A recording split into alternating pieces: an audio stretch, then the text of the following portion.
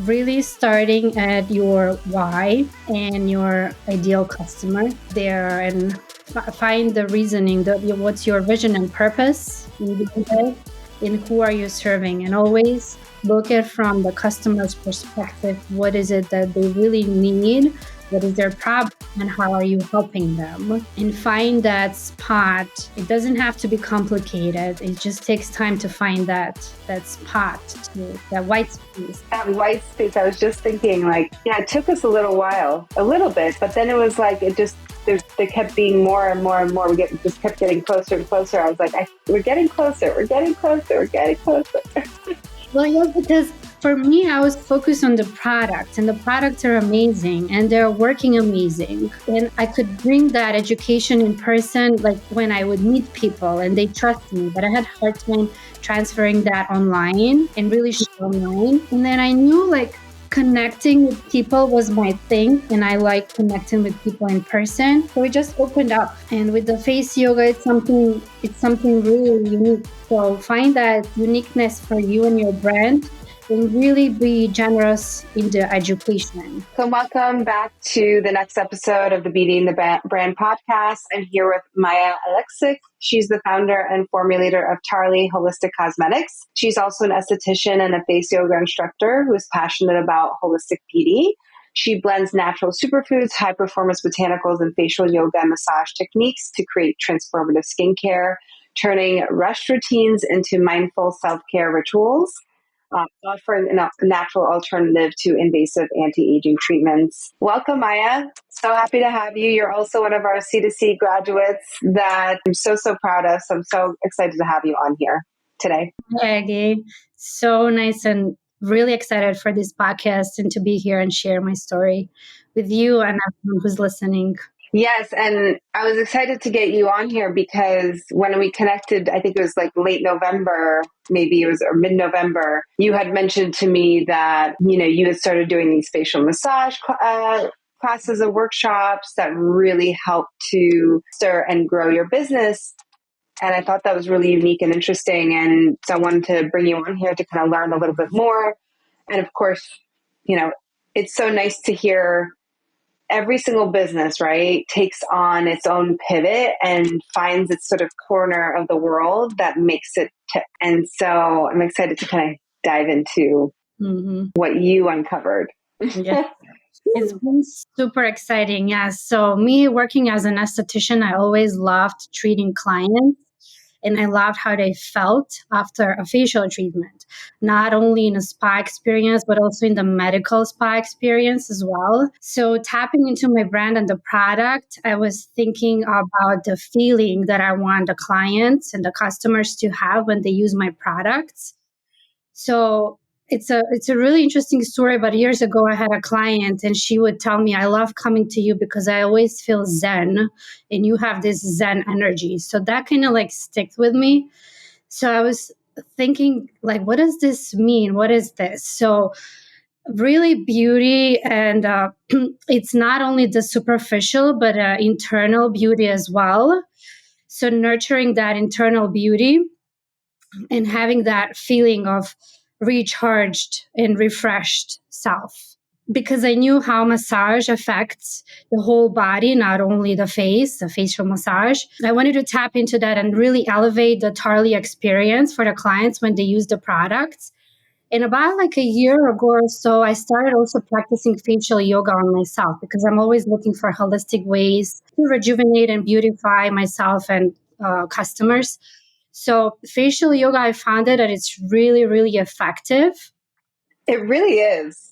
I just want to put a pin in that because I do facial yoga. I do, I think I remember talking to you about this. I do the Lovely app. Mm-hmm. It was just they kept targeting me with ads and I was like, let me try it. And when I do it for consecutive periods of time, it is transformative. Mm-hmm. It is. And I really saw the results of myself. So I wanted to see how I can implement this into Tarli and teach my customers a routine they could do at home. So I did study with one teacher, and the routines I was finding were really half hour or so or more long, which nice, but it's also could be time consuming because I'm all about bringing mindfulness, but also simplifying the process. So I also studied with few other facial yoga teachers, and then I wanted to implement some massage techniques that I've used on my clients. So I wanted this routine to be simplified as like a 5-10 minute thing. People can do at home, so it's not so much of a time consuming, but it's going to be stimulating enough to bring you the results that you want. So ultimately, that's what it is. It's a 10-minute routine that you could do it daily, but usually 3 to 4 times a week brings really, really good results to tone and lift the muscles of the face and also to relax any facial tension. And then we also touch some acupressure points that relax the whole body. Absolutely. I find that it's also great for like as an Mhm. anti gravity exercises for the face. Yes, Even just a few days of it, you immediately like you start to notice you're looking at yourself in the mirror and you just look different, like better.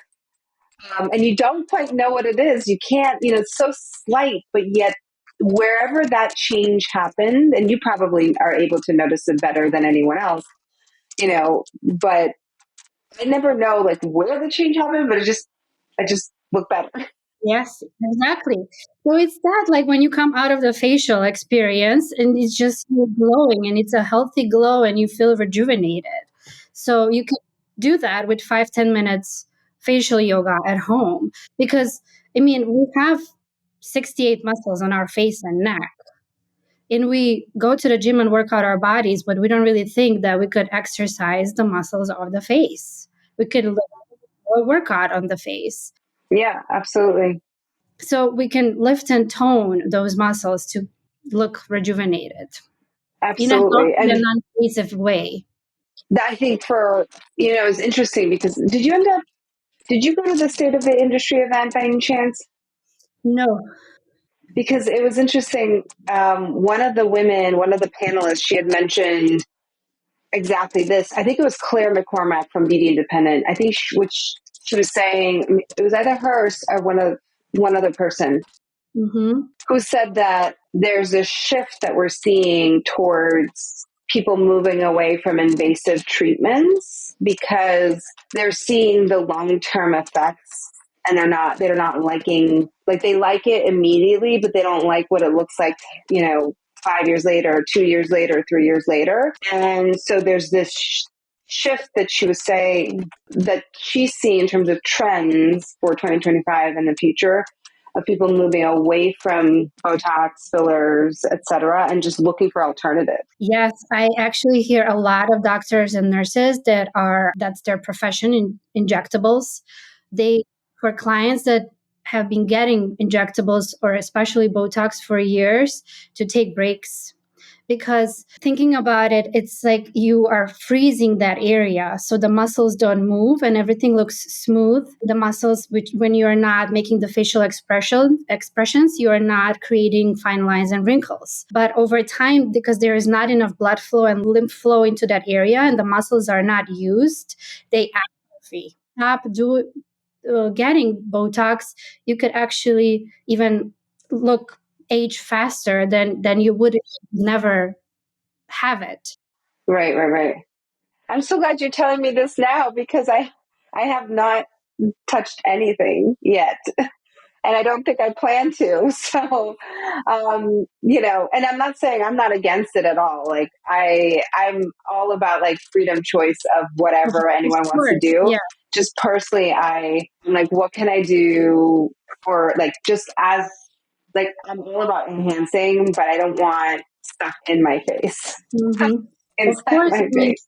no judgment, but I love to educate people to know, like it's your choice, but know this. Don't think about the next year or two, but really think long term, especially to the young girls nowadays. Absolutely. It's funny because I hear, not to go off course too much, but I hear even from friends will ask me just because I work in the beauty space. So they'll ask me like, but don't you, want to get Botox preventatively? And I'm always like, where did you hear that? Like I'm just curious, I always say like, not necessarily, just, you know, I think there's a lot of misinformation. Maybe some of it is correct. Maybe some of it is incorrect. It is very confusing, but I do think there's this whole concept of preventative Botox, for example, which I don't know if I fully understand where that came from. I've been in the industry long enough and it's been promoted. It's been promoted by providers to target the young population, to target which is really, I don't agree with that, because what are these girls going to do when they turn 40 and 50 and 60? I mean, age is about a number. It's like we are all, it's really, beauty also comes from the internal energy. Mm-hmm, How you feel, absolutely. how you live your life. How do you want to feel every day? I mean, those fine lines and wrinkles are your experiences, your life experiences. You don't need to look 20. It's beautiful to age. It's beautiful. It's a privilege. So tell me, Maya, at what point did you realize that teaching face yoga and massage could actually help to boost product sales and help build your business? So I'm always about educating people, and I'm really passionate about skincare because I've been in this business for over like even 15 years now, working as a spa coordinator, then an esthetician, and people always, like women, come to for advice to me. So I really I knew I wanted to treat women, do more than just the products. And I just didn't know how. And then like finding that way. When so I was thinking, I'm always massaging myself when I use my serums. And then I do this face yoga. Maybe I can start doing this. And initially, I wanted to bring this online and do videos and get a group of women. But then I started making connections locally with amazing women. And we have this amazing networking and women gatherings around me, and it's growing immensely, and it's amazing to be together and really support each other. So I started making these connections with wellness centers and salons and spas and yoga studios, and everyone was really interested, so we did local events And how did you connect with these like spas and, through yoga through, lo- centers? How did through you local connect with them? women connections. Oh, just like local women groups, or just connecting with your friends and people Local in the community? networking women. Okay. Yes, Oh, women. great. Okay. And it's expanding, and these women are also helping other from other areas around United States to, if they want to create a local community of women. They all have their own businesses, small businesses, from spa salon to insurance, real estate, attorneys, everything. So we could all support each other. And we started creating these local events for product based businesses. So it's kind of like a market, but it's also a networking where we can see the product based businesses, what they offer, and then shop, and then also network, which is amazing because it's a smaller event. And I never like going to the on the in the bigger events, I always felt like I need to have this like catchy thing to drag people to my table.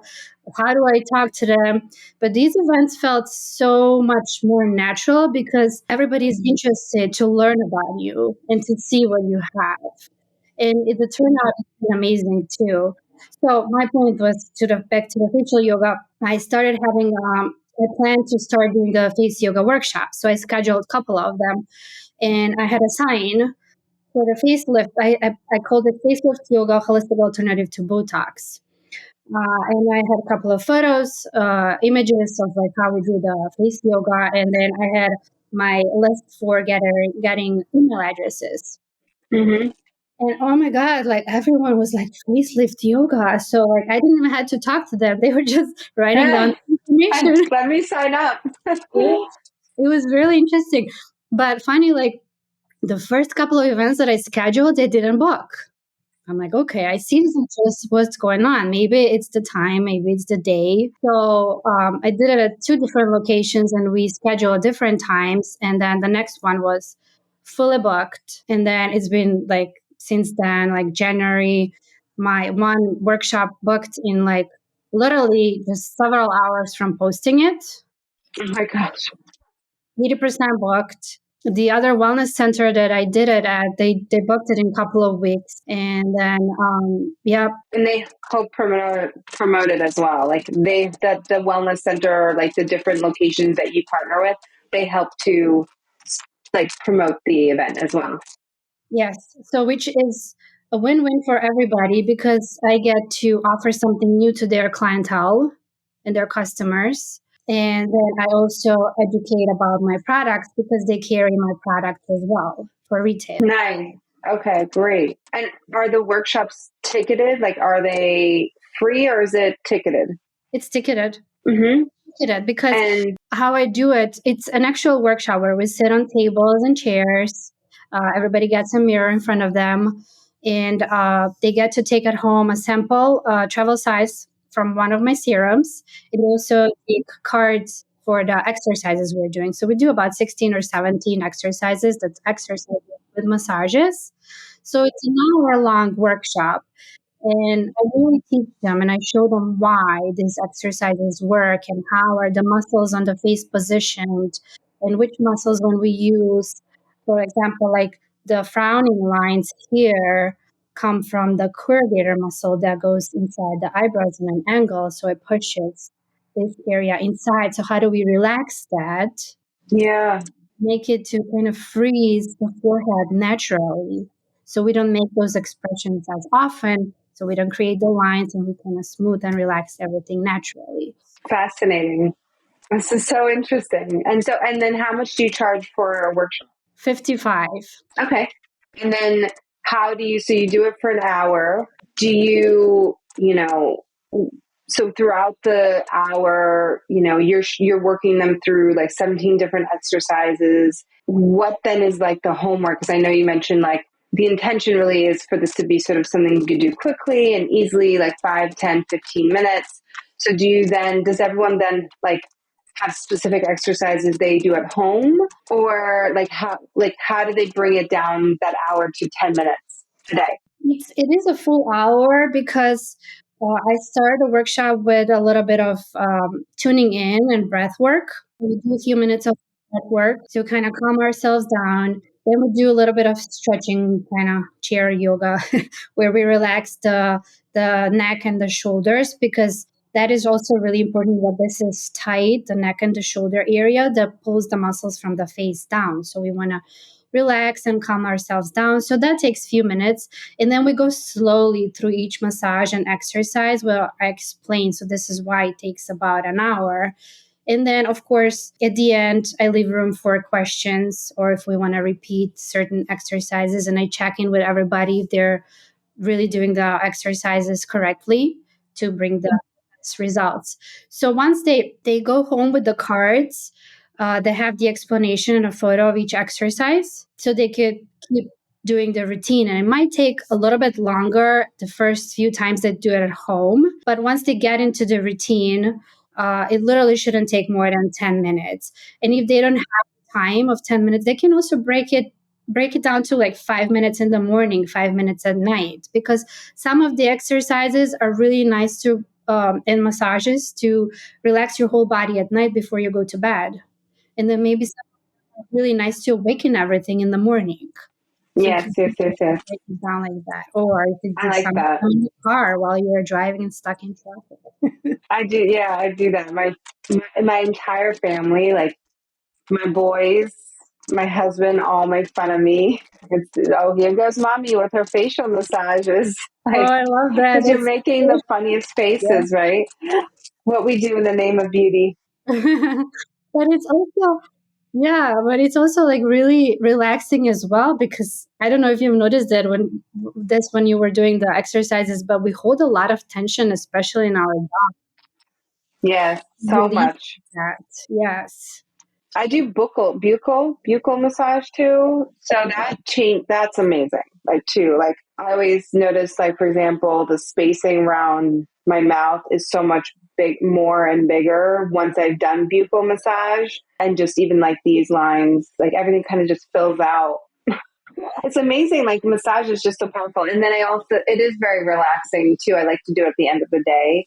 It would be a little bit more relaxing if my kids weren't screaming in the background and or sometimes climbing on me while I'm doing facial massage. It would be definitely more relaxing. But I always try to fit it in. I try to fit it in at least once a day. So tell me more about with your products. When do you end up selling the products? Do you end up selling the products during the workshop? Do people buy them at the end of the workshop? Or do they, buy them off your website? I'm just kind of curious how the workshop connects then to the product sales. So while I'm doing the workshop, because everybody, we need to use a facial oil to do the massages, the exercises. So everyone gets to have a sample of the travel size serum, whether the day one or the night one. I alternate. So I introduce them to the products. So that's where I talk a little bit about Tarli and how they were created and what are the benefits of the facial serums. And I usually have them displayed on the side of the room. So if they're interested at the end of the workshop, they can test more. I also demo the facial mask, usually on their hands, because it would be hard to do it on the face. But we demo the facial mask on their hands, which is really, really nice in the winter because it's exfoliating. So now our hands get dry, and it could be used as a hand treatment as well. I demo and show them how to use it. So I have them on the side, and a lot of them are really interested to purchase right then.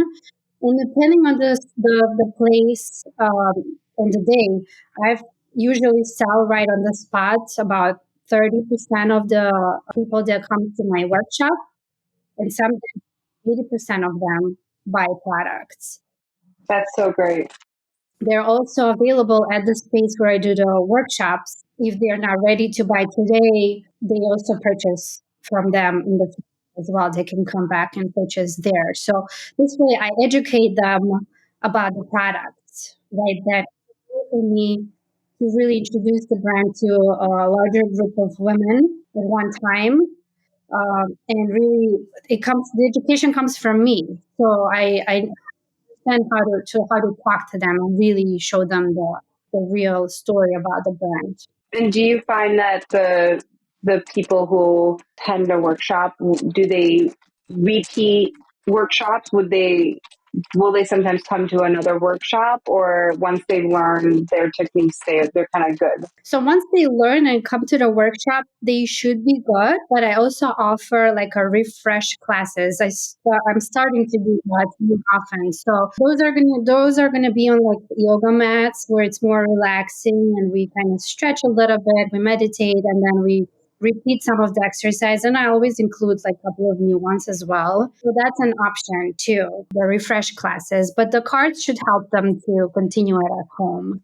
I had people that one of the wellness centers, they've used my products, so they followed me, and they wanted to come to one of my workshops that's further away from the wellness center. Then they saw that they posted the face yoga workshop there, and they were like, "Oh my god, that's amazing!" So I just came here where I'm already coming. And then other one also is using my products, and she said that they felt like nothing I've used before, and I've spent so much on skincare. Amazing. These are just amazing. Yes. So one of the best reviews was also this lady that she has rosacea problems. So none of the medications that she was using is working anymore. So I suggested she start using the mask. And a couple of weeks later, she emailed me and she actually left me a really nice review that has calmed her rosacea. And she's using the products and she loves them. So I love that. And do you find that like once they've bought products that once they've done a workshop and purchased products, do you find that they then repurchase your products? yes, I mean this is still new in the works since October, so it's been like 3 months. So now I'm starting to see the repeat and the. Of course. Mhm. And then how do people first hear about, attending these workshops? Of course, I'm sure you're sending out information. The wellness centers is sending out information. Is it usually through those two channels, or do you also like advertise this somewhere or share it in Facebook groups? Like, how do you advertise or let people know? I've been all over, so they recognize me now. Sometimes like, oh, you're doing the facial, right? You're the girl doing the facial. I only meet people like that. I advertise it on my social media panels, the wellness center, the salon. They also advertise on their social media channels, and we have flyers posted there as well. So they have a really nice following that's really loyal to them. And then also there's a lot of local Facebook groups. So the local Facebook groups have been amazing too to reach new people to come in the space. And which is really nice because I bring people to the salon, new people to the salon and the wellness, and then they discover other things they do over there as well. Mm-hmm. So that must take quite a bit of planning. Yes, but now it's all like at the beginning. At the beginning, now it's just a routine. It's all templates, and it's with the knowledge from C to C, I kind of have a plan how to do it, and the words that I'm using. And because I talk with people too, I understand what their needs are, so I constantly try to elevate the experience and do the wording for them to understand it the best. Mm. Also, I'm also in the local newspaper. There's a local newspaper that advertises. And then events, like now they reach out to me and ask me if I want to give out flyers. So give out flyers, or I'm like included in the raffle prizes as well. And then I also have the email list from all the events, the local events. I keep an email list, and so I do post it out there weekly or every 2 weeks. I send emails. So it sounds like this is something, I know we talked a lot about in C2C. How do we bring about this divine feminine and this sort of connection to this feminine side, this more, maybe perhaps more traditional or feminine side of being a woman in a very girl boss world? I guess I could put it that way, right? It sounds like this is sort of your calling in that it fostered this very fun way to connect with other women in a very purposeful way. Would you say so? Completely, yes. Yes, and it's been so rewarding. It was a really, really, truly a calling. When I was working through the C2C program, it was kind of like doing the inner work as well, discovering that why. Because really understanding as a brand founder, I have the ability to reach out to more people and really inspire. So, what is it that I want to inspire in other people, and who am I inspiring? Who is my true customer? Mm-hmm. Really building the confidence to do that.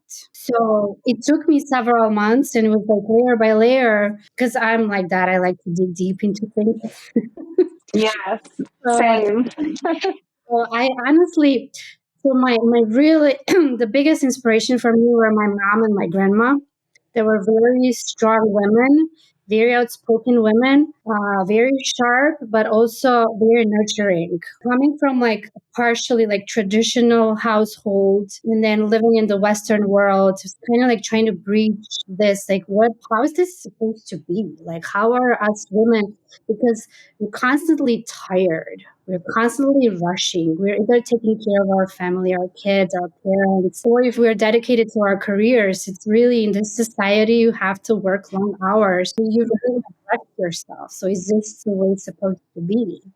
And then going back to like in the days, women were always in a community and nurturing each other. And this is a beautiful thing. So I honestly, somehow through this, I discovered all these amazing women around me that are also trying to find themselves, to find the flexibility in life, to be nurturing for the family, but also do something that's purposeful and rewarding, and also will I mean the material part of it is really important as well. So like my grandma's story is like my grandma was a tailor, so in today's world she would be called a designer because back in the days in Eastern Europe, we didn't have all those boutiques everywhere. So women would go and buy fabric. She would get Mm. magazines, so they would choose which dress or skirt or shirt they would like.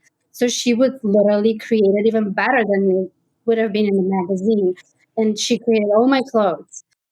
Wow. Growing up in that room, there were always women together, always. And she had that until she died at like 84 years old. She always had women coming to her house. So I really tapped into that.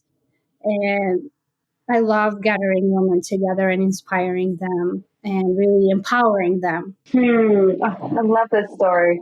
through self care moments. And even though we live in a really, really busy world, let's find any way possible to calm ourselves down, to stop down, to really bring mindfulness. Even those rush routines that we do, let's bring mindfulness to this. And like maybe spend a few more minutes with yourself, nurturing not only outside, but inside as well. Absolutely. I love the story of your grandmother and, her bringing together women through something that she was also giving, like doing and giving back, and a work that she was doing, something that she was producing, right? So it wasn't just, not that the word just isn't maybe not the right word, but it wasn't just the gathering of women, but she was also providing a service. She was also providing a product at the end of it, right? Exactly. Yes. Which is so cool because it's almost like full circle for you, and that you're doing something just alike to that. So then, okay, so tell me a little bit more about, you mentioned that you've gotten some retail partners as well.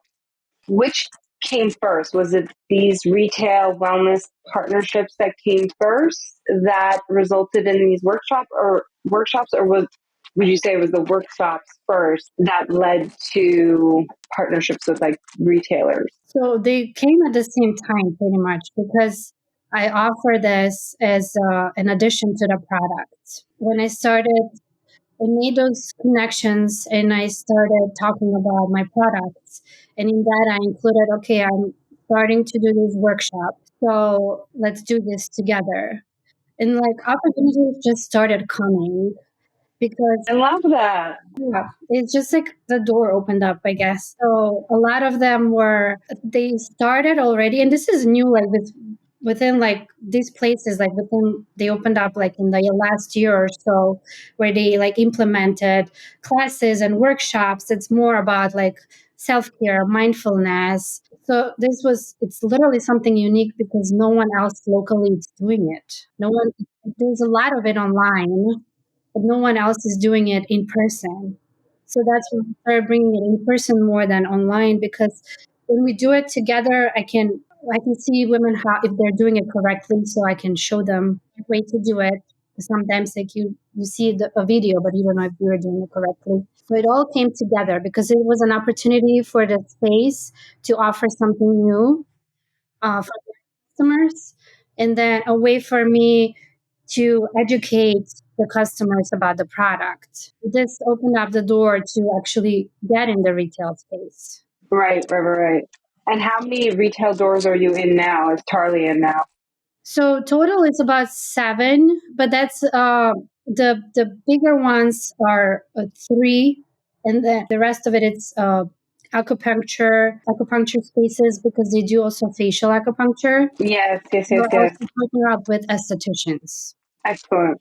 And how do you imagine scaling this? So, like, I don't know if you've thought about it yet. Maybe you have, but how do you imagine taking this and scaling it? I mean, it's also really new. So I'm in the process of many ideas. Definitely would bring it online at some point so I can teach a larger group of people there. And also, I want to have videos ready on my website to be purchased, Love that. like a specialized videos for certain part of the face or a whole routine. So it's in the works, and it's actually working really good because doing it in person, I get to talk to people and see what their needs are. So then when I find it's going to be exactly what people need instead of me guessing or thinking what they need. I think it's so smart to do it in person first with anything because you get to really see the facial expressions, the responses. You can see when people are slowing down or getting confused. It's real time feedback versus online, you have no feedback unless someone happens to leave you a review or respond to an email or whatever that, and that's only if they're kind enough to do so, right? Most of the time you don't hear from people online. So yeah, I think it's smart that you're doing it real time, in person. What for people who might be interested in doing in-person events, retail partnerships and in-store events or workshops, what are sort of like from your experience now, any do's and don'ts or anything that like you have to make sure to do this or make sure you definitely don't do this? Mm-hmm. Well, so little things when we do the facial exercises, sometimes you gotta think not to create wrinkles in other areas. So kind of like show them how to like maybe stretch a little bit in that area so we don't create more wrinkles.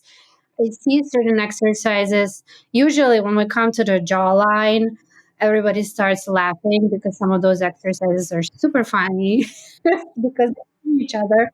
But it's a good thing. We have fun. And like, oh my God, like I never realized how this is gonna feel because I mean, no one has exercised their face and they feel sore afterwards, literally, which is good. But actually, to clarify, if one of our listeners, our founders, would want to do like an in-person workshop or an event, what should they make sure in planning the event or launching the event or doing the event? What are some of those things that like you've learned? Oh, make sure you do this, either before the event or during the event.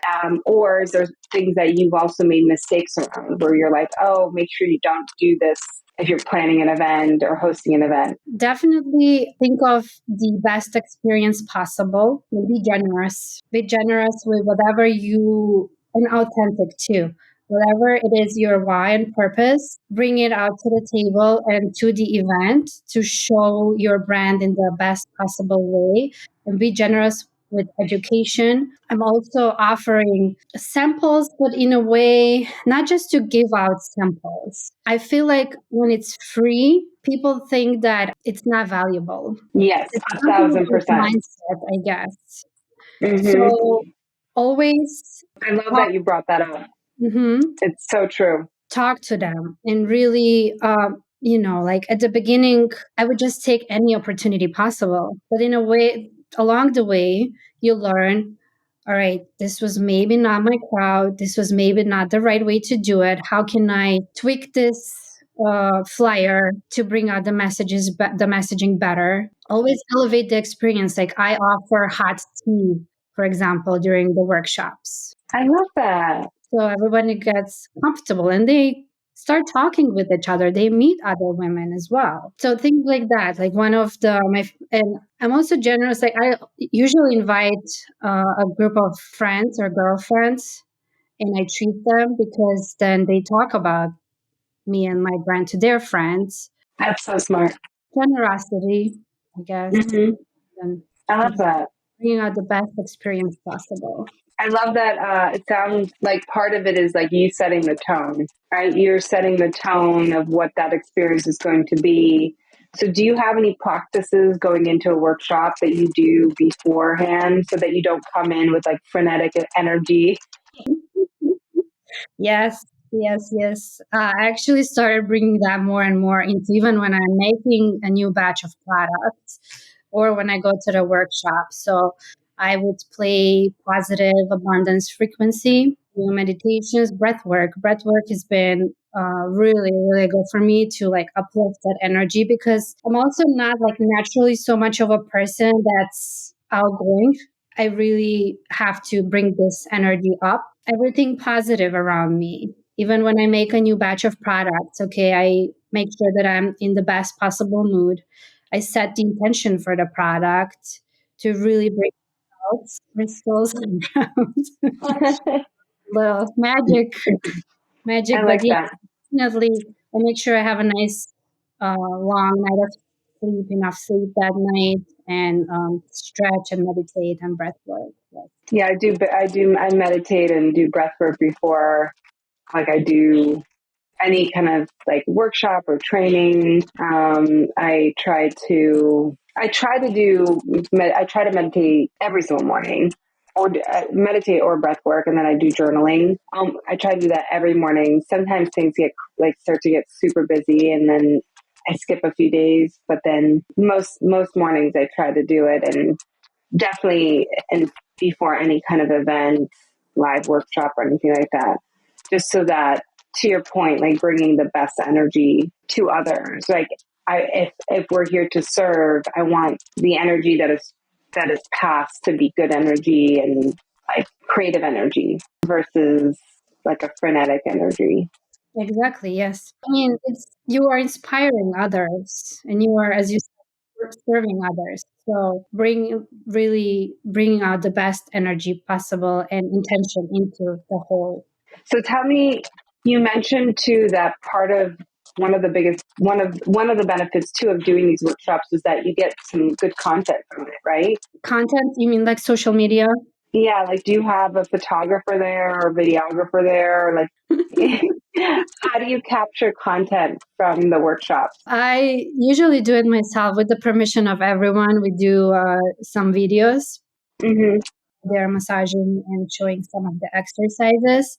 So that comes out natural. When we do events, I get help sometimes. The last event I did, actually, some of the women locally are now using me as an example to market. So some of them were like, "Can I come and help you at your table? So I want to see how you do it." That's so cool. Mhm. That's really Yeah. cool. Now you have people. You're creating a fan base. Yes, yes. And then also the salon space was like we've been using, because the salon space has a healing space that's adjacent to the salon. So that's like new, and they're still trying to promote, and they have other practitioners that they do all kinds of wellness, Reiki, massages, yoga. So they're like, we've been using you and as an example because you've been everywhere, and now everyone knows about face yoga. So that's interesting. Yeah. I love that. But like right now, I create the content. I just take snips and photos here and there, like from whatever, because it's out there. So something is happening all the time. Either it's the workshops or some events. Then I gather that and I create those reels or photos, images. I mean, social media, it's something like I'm more consistent, definitely, but it's something that I really definitely want to outsource it soon. Just to be consistent. I have the materials, but just to sit down and put it all together. Do you ever, I'm sure people also like who are attendees do they ever post video or photos of you or the work while they're doing the workshop? Have you ever incentivized it? No, I have not. Because maybe you could incentivize it, meaning like, maybe in exchange for everyone who tags me, they get entered into a raffle at the end of the workshop to win a set, or maybe win a set of masks or something, or win a mask, something like that, and then that way they're taking care of the content for you. Yeah, that's a good idea. That's a good idea. I mean, always like, so I started this where I kind of challenge, because I also want to keep them accountable to keep doing the exercises at home, because you have to really keep it up in order for it to bring you the results. So I started the challenge. If they send me before and after photos, I will give them a full size product. So So like that's, after a certain time. yes, after like a month, do like before and after, and we can really see the results. I will give them a product. So And have you had many people do that? I just started it, so I will. Okay. Everything is Okay. really new. It's only like 3 months now. Yeah. Okay. So yeah, no, I like that idea of, you could have it where you could also have it where they take a photo, every day, right? Just to see to show progress, or, once a week or something. So it's not just like the beginning and the end, but seeing the progress in the middle as well. Yes. Yes. Yes. for sure. So, what advice would you give, a founder who wants to use education and events to boost, not just to boost product sales, but to kind of bring awareness to their brand? Really starting at your why and your ideal customer there, and find the reasoning, what's your vision and purpose in doing this, and who are you serving, and always look at from the customer's perspective. What is it that they really need? What is their problem? And how are you helping them? And find that spot. It doesn't have to be complicated. It just takes time to find that spot, to that white space. That white space, I was just thinking, like, yeah, it took us a little while, a little bit, but then it was like, they kept being more and more and more. Just kept getting closer and closer. I was like, we're getting closer, we're getting closer, we're getting closer. Well, yes, because for me, I was focused on the product, and the products are amazing and they're working amazing. And I could bring that education in person, like when I would meet people and they trust me, but I had a hard time transferring that online and really show online. And then I knew like connecting with people was my thing, and I like connecting with people in person. So it just opened up. And with the face yoga, it's something really unique. So find that uniqueness for you and your brand, and really be generous in the education. I love that. Yes, and listen to the customer. I mean, it's so rewarding when you talk to them and see what they really need and the feedback. Maybe I need to educate about. So, for example, my mask, it's in a powder form. I really need to educate them to use it properly. So it's not drying on the skin, but it's actually activated the whole time because it needs to stay wet. But when I talk to them and I tell them this is the gentlest form of exfoliation, because I'm a proponent to gentle, that skin cell renewal, but do it in a gentle, not aggressive way. And that's paired with adaptogenic mushrooms. And mushrooms are this also new thing in skincare that I really see that is very beneficial for the skin. And there's more and more research coming up. It's not still a lot of it. So these adaptogenic mushrooms, they adapt to whatever the skin needs. So they usually soothe and calm the skin, and they also brighten it up. That's something that's not offered as much in the skincare yet. But I get to talk to people and really educate them and show them in person. So demoing products, we're definitely, when you can not just give out samples for free, but really like educating them and showing them on the spot how it feels. What I'm hearing is more of a transfer, offering a transformation versus a transaction. Exactly. Yes. Transformation over transaction. I love that you're sharing this because I do feel that sometimes there's this rush, even super early on when a brand is super, super small and has the ability to do what you're doing right now, but yet they're trying to rush and trying to get to as many people as possible and the most sort of surface level as Mm-hmm. transactional, maybe not surface level, but transactional way as possible. And building a real brand the right way does require some of this more manual understanding, like the time, giving the time and space to really help transform each and every person that you touch. Yes. Because I think in doing that, by doing so, by nature, you are now seeing all the people that you help talk about you. Like now you're the talk of town, like, oh, you're the facial yoga lady, But that stems from the event itself being so great and the workshop itself and the way you presented and the whole, package being so intentional and thoughtful Exactly. that it is now being used as an example by the directors of each retail store or wellness center to be like, make it like this. Right, but it's not just about like making it like, oh, it's not formulaic per se. I mean, there is a formula to it, but there's also an intention behind it, I guess is what I'm saying. Small steps lead to the bigger picture. Really like taking your time to think things through and take it one step at a time. Sometimes it might feel too slow, but if you do it the right way, it's going to open up to the bigger picture. Absolutely. because it's so, especially in beauty, it's very saturated. And when I had my idea of creating a natural skincare brand, and it was before COVID, there were not many companies that were doing it. But now it's really it's saturated, and I really understand the concept of niching it down, starting slow, and really thinking about the customers that you serve. Who is that? And really analyzing that. Where do they go? What do they like to do in their free time? How's their lifestyle? How can you support them? Not just with a product that is having a good formula. I mean, the product has to bring the results. You should have a good product. I mean, the packaging also needs to be nice, but it takes a lot of details too. So, but if you're finding that why, and what's the force that's leading you this way, and what's your purpose, then it's not going to be hard. It's actually going to be an enjoyable process, and then you see the results from that. Even though if it's on a smaller scale, you will find a way to expand. Absolutely. You need to see the success in the smaller scale. You can't skip that step.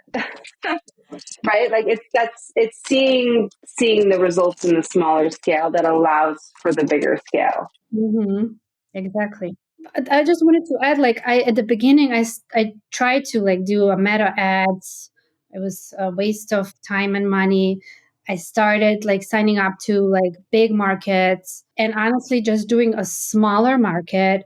Like, I even organized one with two ladies, and we had about like 60, 70 women show up. We had about like 13 vendors, and we had other sponsors locally as well. But the energy here and the turnout was so much better than doing a bigger event. And it was a shorter time. It didn't even take so much effort, but it was so much more rewarding. So much more rewarding. So, like, you think, okay, I need to gather as many people as possible, but these people maybe are not your right crowd. So quality over quantity, 100%. And I love that you went out of your way to say, well, if I'm not seeing necessarily the benefits of these bigger events, why not just create my own event? Mm-hmm. Right? Like, there's nothing stopping anybody from doing that in their local community, wherever they are. So, great lesson to take away. So, Maya, what's next for Tarli? What's coming up in terms of, more workshops, new products, or something else? Yes, well, definitely more workshops. So keeping this momentum going in person, a list of new, expanding the retail partnerships with other wellness centers, estheticians, salons, where I can also offer the workshop. So that's in the works. And for now, locally here around Chicago. And then I do have a couple of formulas that I'm working, and hopefully will launch couple of other products that are going to bring in hydration to the skin, because my serums are oil based, so they moisturize the skin. And the new products will bring the water, will boost the water content of the skin, and will pair really nicely with the oil serums as well. So that's that for now. That keeps me busy. Yes, especially with as a as a mother as well. And tell me, I actually had one follow up question because I imagine our audience will be curious about this, and they'll probably be asking, "Well, why didn't you ask this question?" So I'm going back a little bit, but when you partner with these wellness centers, or these salons, I imagine they take a commission of the tickets, or how do you usually structure that? Is it different with the Different, yes. Some spaces I rent it per hour.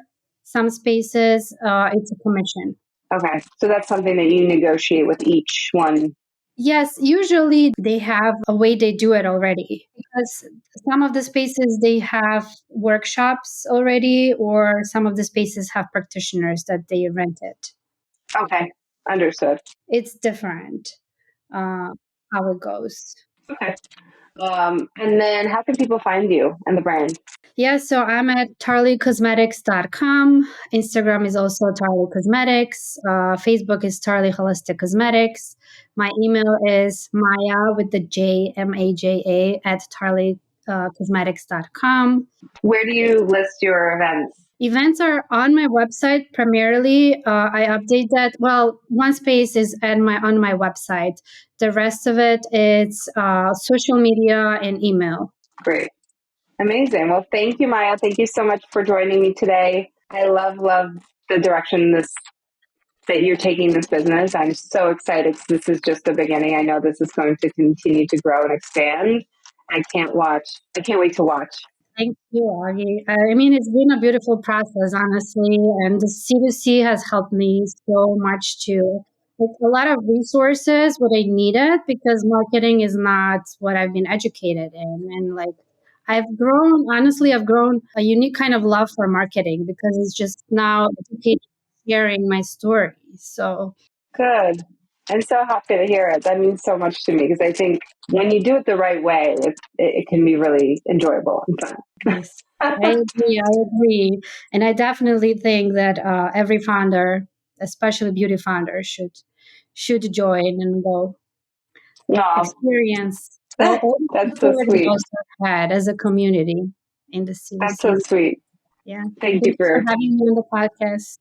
absolutely. And we'll have to do a follow up and see how where this has landed. So thank you everyone for listening to today's episode.